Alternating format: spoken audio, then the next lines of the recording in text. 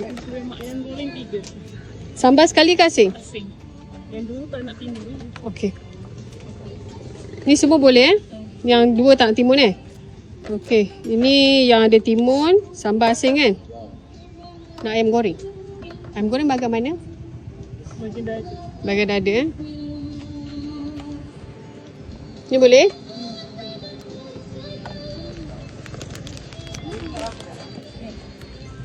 Berat. Nak? Ini semua boleh juga Eva? Boleh.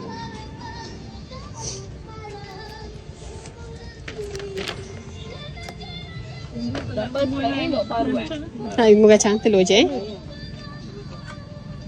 Ayam goreng Bahagian mana?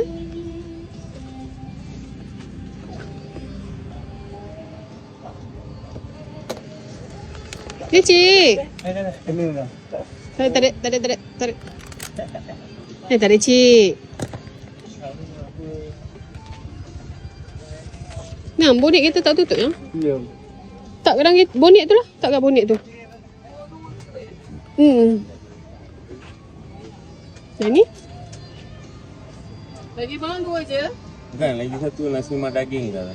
Mak daging. Semua boleh. Ini je kak? Aku nak bawa asin daging. Macam apa? Ayam, kerang. Daging nak berapa orang makan? Udang? Seorang-seorang?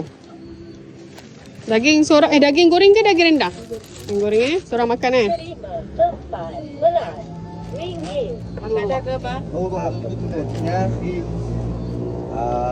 nasi petir ya. Tu udang Mana bang? Daging rendang, Daging goreng boleh. daging gorengnya.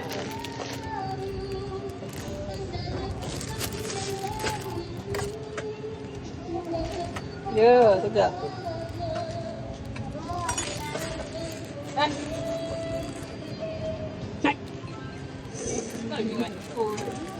Lagi bang ni je. Ni goreng satu juga. Goreng goreng. Okay, sambal asing Taruh sambal aja. Sambal saja. Ada lemak. Dia kan tak boleh jauh. Kenapa?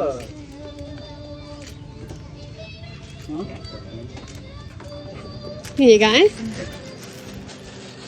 Ni pun ada lauk tadi Lauk apa?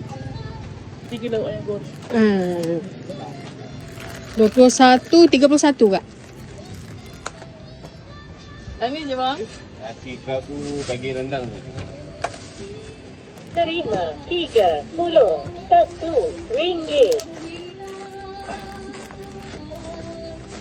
Okay, terima kasih. Saya jual.